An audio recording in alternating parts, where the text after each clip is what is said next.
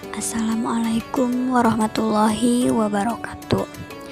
Saya Sinta Wulandania Sari, NPM 10119013, Prodi Manajemen. Di sini saya akan mempresentasikan mata kuliah Pendidikan Agama Islam pertemuan 2 sampai dengan pertemuan 5. Yang pertama yaitu Ta'riful Quran, yang artinya mengenal Al-Quran.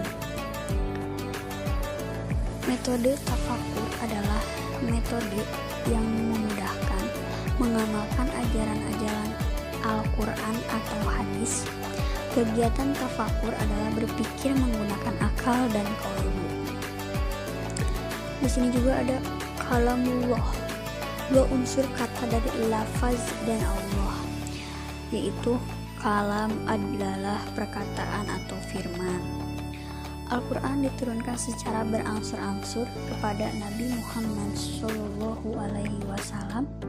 melalui malaikat Jibril. Sejarah Natul Quran. Yang pertama, secara sekaligus dalam lillah ke lahful mahfuz. Yang kedua, dari lauh al-mahfuz ke laut mahfuzah. Yang ketiga, dari mahfuzah ke hati Nabi secara berangsur-angsur. Membaca Al-Quran adalah hukumnya ibadah. Yang kedua, ada mukjizat. Al-Quran merupakan sebuah mukjizat. Mukjizat adalah keajaiban yang di luar kesanggupan manusia. Mukjizat terbesar yang dikaruniakan kepada Nabi Muhammad SAW adalah mukjizat yang akan abadi sampai akhir, yakni Al-Quran. Al-Quran adalah penyempurna kitab-kitab sebelumnya. Mukjizat adalah artinya sesuatu yang luar biasa, yang bertentangan adat atau keluar dari batas-batas fakta yang telah diketahui. Manusia tidak sanggup membuatnya, karena Al-Quran ini di luar dari kesanggupan manusia.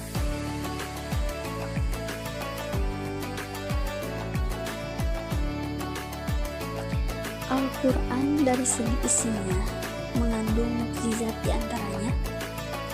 Di dalam Al-Quran terdapat berita-berita dan janji-janji mengenai masa yang akan datang, di mana hal itu adalah hal yang di luar kemampuan manusia untuk mengetahuinya.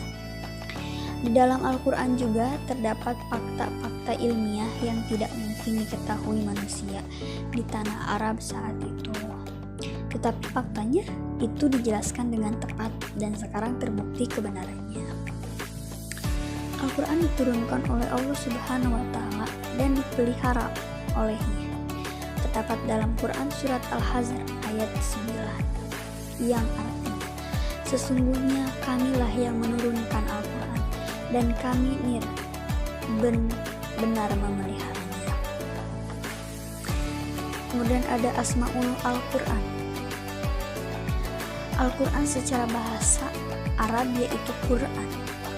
Al-Quran secara istilah adalah firman Allah yang berbentuk mukjizat diturunkan kepada Nabi terakhir melalui malaikat Jibril yang tertulis di mushaf, yang diriwayatkan kepada kita dengan mutawaf, merupakan ibadah bila membacanya dimulai dengan surat Al-Fatihah, diakhiri dengan surat An-Nas.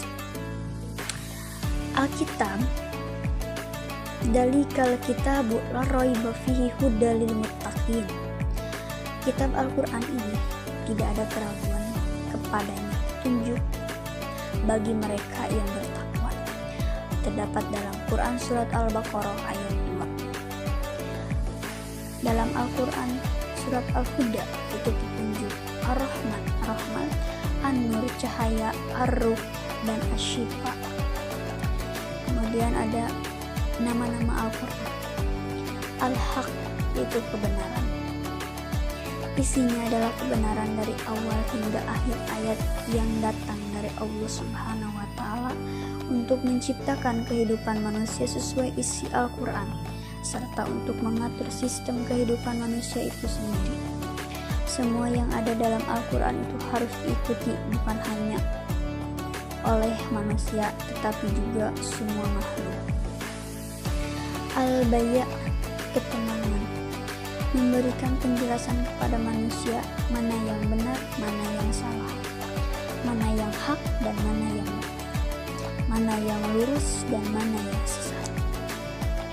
Kemudian dalam surat Al-Mauzi'ah, yaitu pengajaran atau nasihat,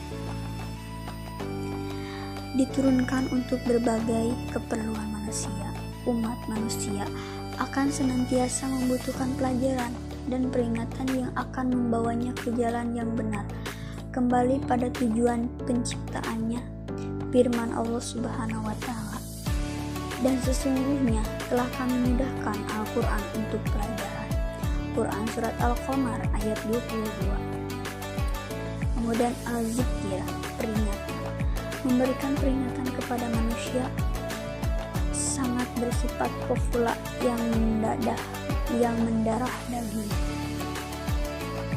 Kemudian adalah Al-Busyra, kabar gembira. Al-Quran menjadi penyampaian kabar gembira bagi umatnya yang senantiasa beriman kepada Allah Subhanahu wa Ta'ala. Banyak janji dan kabar gembira yang Allah berikan kepada umatnya yang taat. Al-Quran merupakan mukjizat yang sangat luar biasa. Sekian yang dapat saya sampaikan. Wassalamualaikum warahmatullahi wabarakatuh.